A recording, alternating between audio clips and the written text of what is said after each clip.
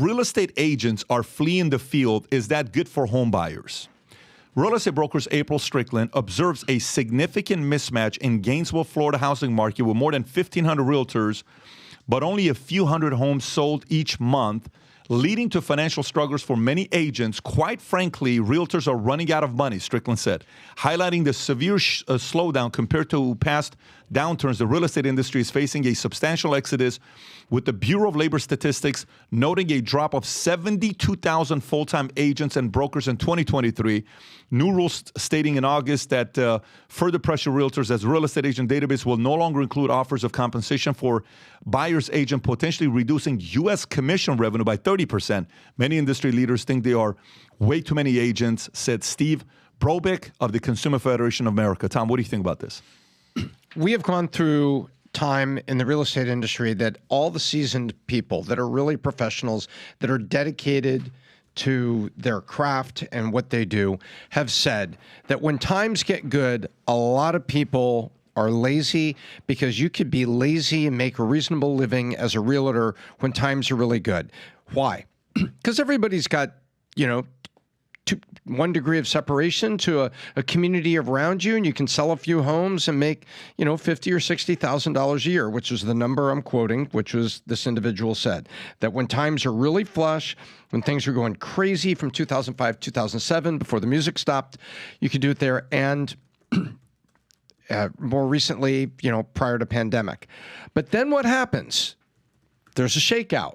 And the ones that have long-term relationships with clients, that families expand, they buy a larger house, they move from the area, and you have this, those people are able to weather the storm. It's not easy. And their income goes down at those times. But all the ones that ran in for the easy days end up getting squeezed back out because I just can't make a buck. And look what they said. 1,500 realtors in Gainesville, but only a few hundred homes sold each month. There's the 80-20 rule, right? 20% of those people are probably in full-time jobs. 80%, I'm quoting the Pareto principle, and you would imagine that 80% of them are probably the ones that says, well, I'm going to hang up my license and go back to Home Depot where I was working before all this happened, which is the California joke, because it was a fact that people went from Home Depot to real estate and back to Home Depot again from 2005 to 2009. And so I think what's happening here is a natural shakeout of people that are not entrenched. And ultimately, it leaves the good ones in the game who have a long-term career. And so I would argue that maybe the consumer buying and selling a house is a little bit better served by a purification of the professionals that are in a space, so that they get better service from people that are dedicated to their career. Pete, you got friends and family. Everybody's got friends and family in real estate, right? Sure. We hear stories all the time. What are you hearing, and what do you think about the story? Yeah, it does feel like a natural market correction on an industry that was booming for a long time, and recently was involved in real estate transactions, and money's just not cheap the way it was before. People aren't making the changes they would quickly make before. People are sitting on nest eggs, understanding what that value is, understanding what their mortgage is, and then middle class or younger people can't afford then to buy in. There's just less movement. Everyone's kind of sitting, it feels like, in the real estate market, which means if you're a real estate agent, it's time to make a move. But that's also, not to tie it back to politics, but that's also part of the mood. That's the mood of the country right now. No one's moving. I can't move up. I can't move out. I can't make moves because of the economy or because of inflation or because of rates. And I think that's a big part of what we're seeing in political numbers too. Adam. When it comes to real estate, I'll give you the 3 L's that I've seen. Getting your license, how you look, and the lifestyle. So getting your license in real estate is very easy. In South Florida here, there's a school called Gold Coast Realty. I got my real estate license, but I didn't know what the hell I was doing in 2005. I literally saw people sleeping outside condos for the opportunity to buy. We talked about Nina, no income, no assets. I was like, all right, I guess I'm going to get my real estate. That's when I was doing everything in the You say easy, hotel. How easy? I mean, look, there's, the evolution of real estate, especially beautiful girls. They get their license somehow. They're bottle waitresses. They're OnlyFans girls. And then all of a sudden, real estate starts booming. They get their real estate license.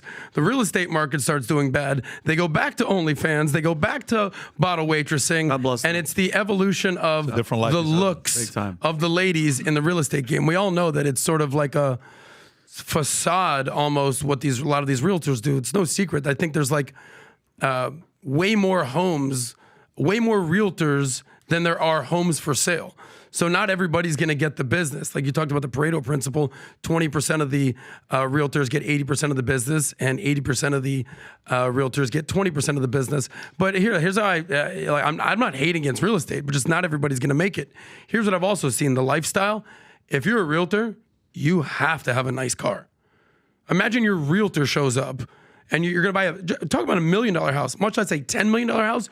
Your realtor shows up in a Toyota Corolla. Okay, buddy. Your realtor shows up with a Mercedes-Benz, a Maserati. Okay, this guy probably knows what they're doing. I know a lot of realtors that don't make money, but they're driving nice cars. I also know a lot of realtors, ready for it, that rent. Ton of realtors rent. I would say 50% of the realtors that I know in Miami just rent. Hey, why don't you buy? You're a realtor. Well, the mortgages are expensive, the interest rates are expensive, the taxes are kind of high. By the way, good luck getting homeowners insurance in Miami or in flood zones. Ridiculous. By the way, just to flip it, I don't know any financial advisors or stockbrokers that don't own stocks. Think about that for a second. So getting your license is easy. You got to be good looking, and you got to kind of fake it till you make it. Now, the ones that make it are legit. I know realtors who stuck it out after 2008. They made a ton of money in 05, 07. Then it came back. They made a ton of money. They've been realtors for 20 years. But the fly-by-night guys who try to come in and come out and basically ride the wave, they're going to get cast out to sea when the market goes down. Yeah. I mean, listen, I just pulled up right now. How many total realtors in America? What do you think the number is? 1 million. Million. That's a lot. What do you think it is? 340 million.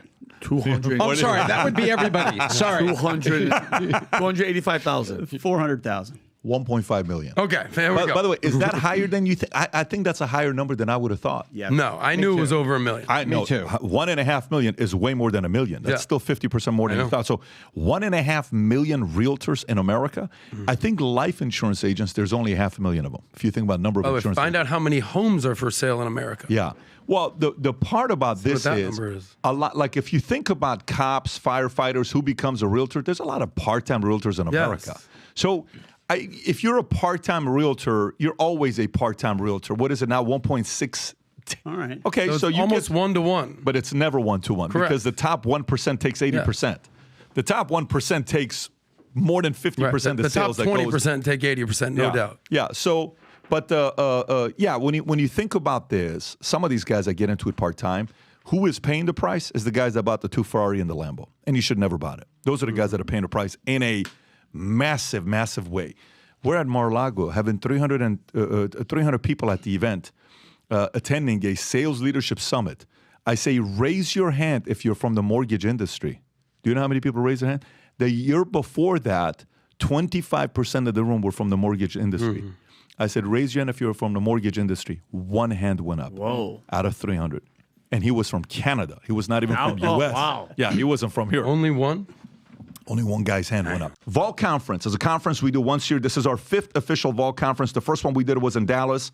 450 people showed up. This one's going to be 10,000. Last one we had 2,500 people at Palm Beach at Diplomat, which we had Tom Hollywood, Brady at. Unbelievable event. 3 days, 3.5 days. 200-page manual, entrepreneurship, raising capital, PEs, VCs, executives, salespeople, consulting firms, 180-plus different industries. That was last year. And I told everybody last year, this year was going to be magical because we're doing it in Palm Beach Convention Center. AV is going to be magical. We've invested so much investments on back end for this event that's taking place in Palm Beach. And we have been trying to get together, me and this other guy that you guys probably know. Finally, we agreed to do this. He agreed to do this. He's all over the world. He's got a message he wants to tell you guys being at the Vault Conference. Rob, if you got the clip ready, go ahead and play this clip. Go ahead and play this. Get out of here, dude. Dwayne "The Rock" Johnson here, man. I am pumped. I got some big news to share with you guys. I cannot wait to join all of you guys down there at the Vault Conference in Palm Beach, September 4th through the 7th. I'm going to be sitting down with your host and my good buddy, Patrick Bet David. We're going to chop it all up from leadership, entrepreneurial spirit, business strategy. We're going to chop up our journeys. We're going to chop up so much more, including all the various industries that we have been lucky and fortunate enough to build enterprise in. So I cannot wait. September 4th through the 7th, it's going to be a historic conference. I cannot wait. I will see you down there, Palm Beach.